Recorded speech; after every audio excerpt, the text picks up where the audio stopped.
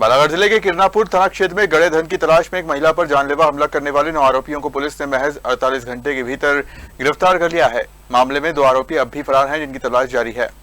बालाघाट जिले के ग्राम कलकत्ता में 12 जुलाई की रात लीलाबाई महेश्वरी के घर में घुसकर जानलेवा हमला करने के मामले का पुलिस ने खुलासा कर दिया है। बालाघाट एसपी आदित्य मिश्रा ने बताया कि पुलिस ने इस वारदात में शामिल 9 आरोपियों को गिरफ्तार कर लिया है, जबकि 2 आरोपी अभी फरार बताए जा रहे हैं। घटना के बाद पुलिस ने एफएसएल टीम की मदद से मौके का वैज्ञानिक निरीक्षण किया। घटनास्थल से मिले मोबाइल फोन और साइबर सेल की तकनीकी जाँच के आधार पर संदेही वंश कूथे को हिरासत में लेकर पूछताछ की गई। पूछताछ में उसने अपने साथियों के साथ वारदात को अंजाम देने की बात स्वीकार की। पुलिस के मुताबिक आरोपियों को यह भ्रम था कि लीलाबाई महेश्वरी के घर में कथित डबल मनी योजना से प्राप्त बड़ी रकम जमीन में गाड़कर रखी गई है। इसी लालच में सभी आरोपी हथियारों के साथ घर में घुसे और महिला पर हमला कर धन की तलाश की, लेकिन उन्हें कुछ भी हाथ नहीं लगा। पुलिस ने आरोपियों के कब्जे से वारदात में प्रयुक्त 2 चाकू और 1 मोबाइल फोन बरामद किया है। ग्राम कलकत्ता जो है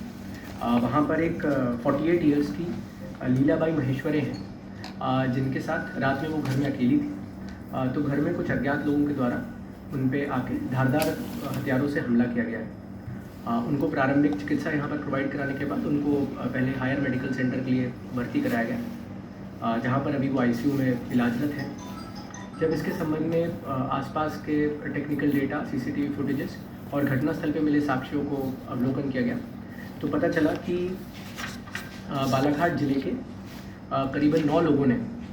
संयोजित तरीके से एक क्रिमिनल कॉन्स्पिरेसी के तहत इस पूरी घटना को अंजाम दिया है। इसमें जो मुख्य आरोपी हैं वंश कूथे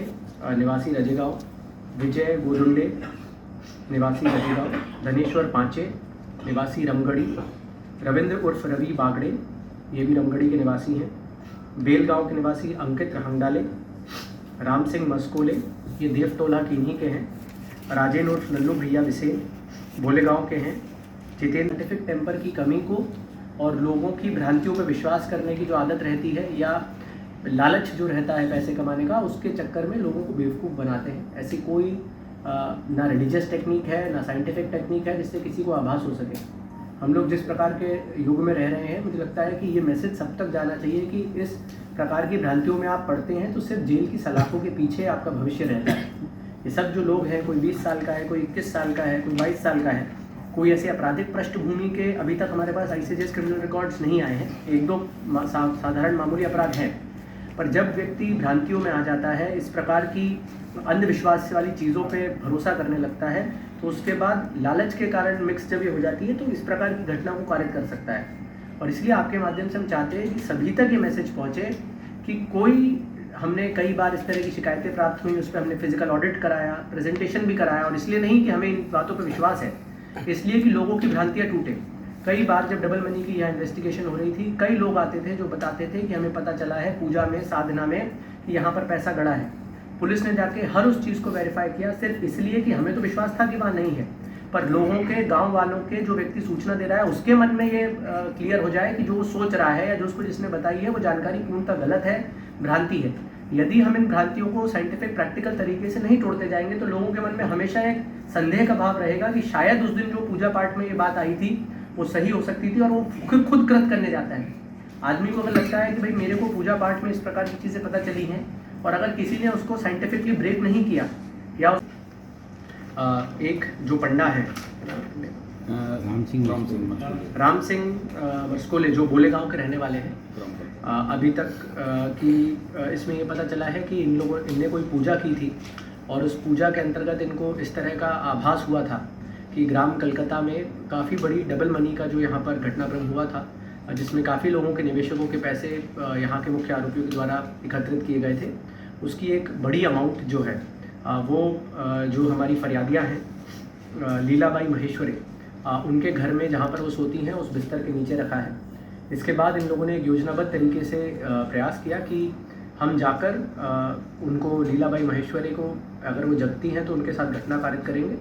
अदरवाइज़ उनके घर के नीचे जहाँ वो सो रही हैं वहाँ खोद के देखेंगे, और अगर पैसा मिलेगा तो उसका लूट करेंगे। इस पूरे घटनाक्रम में जब ये घर पहुँचे, इन्होंने पहले घर जाके